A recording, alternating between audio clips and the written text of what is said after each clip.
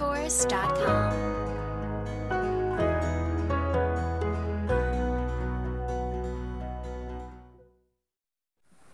سلام علیکم، خوش آمدید در کانال یوگان تیجی. در این نوار ایران نشون میدیم که در یک نواری کرده بودیم که فوکس بود با تلفن با برنامه کین مستر. گفته بودیم که 20 لایک گرفت. طرز مونتاژ همین نشون میدیم تو نه. همین روز خلاصه اومدیم که طرز مونتاژ همین ویدیو رو در شما نشون میدیم.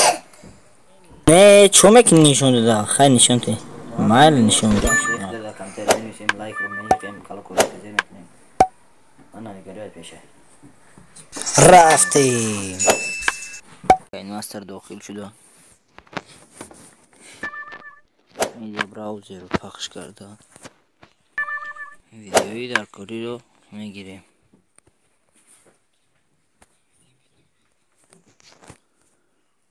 این اورجینال ویدیو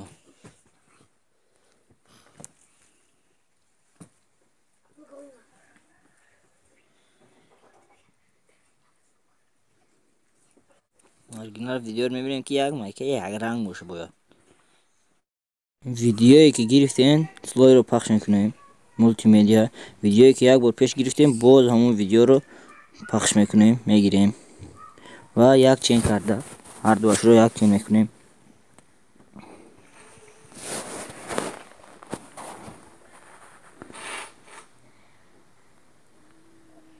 سه تا کلیچ رو پخش میکنیم کبوتر زیر میکنیم و دالش نگاه میکنیم وقتی که مایکه در هوا میشه همون وقت استوب میکنیم نگاه میکنیم اونجا استوب میکنیم در روی همون ویدیو در پایان یک بار پخش میکنیم قیچی رو پخش میکنیم ایبین میبریم شا دیدین که این ایبین بریده شید یک بار ترم بریدگی رو میجکنیم اتینک цвета پخش میکنیم و چه رنگ معقولای این رنگ علی شید میبینیم این علی شید چه خیلی معقولای و ریگروف که میشه اینو ساوز انتخاب کردم اینو میبینیم وقتی که مایکه در هوا شید در اونجا استوب میکنیم میبریم شو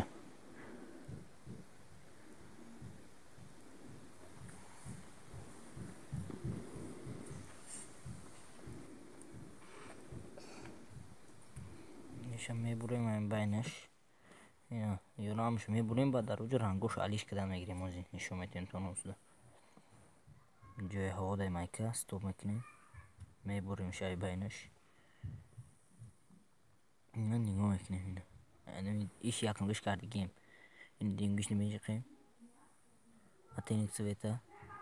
رنگ شالیش میکنیم چه خیلی تبدیل اختم میجقیم و ریگروف که میشه در اونجا گشتور جا بردگی میجقیم در اونجا چی میره نسترایک цвета با ریگروف میکنیم نه حالا اینه خیلی معقوله ریگروف میکنیم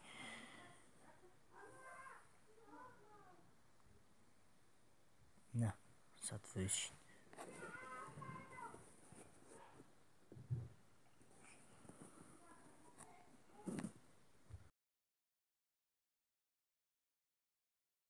رنگ انتخاب کردیم ایجا میدرویم ریگروف میکنیم رنگ خیره روشن کردن نگیریم که این اینجا نشون دهیشان کنیم اینجا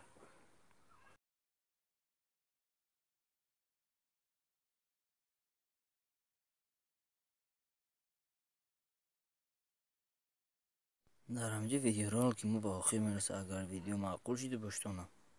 لایک подписаться رفتی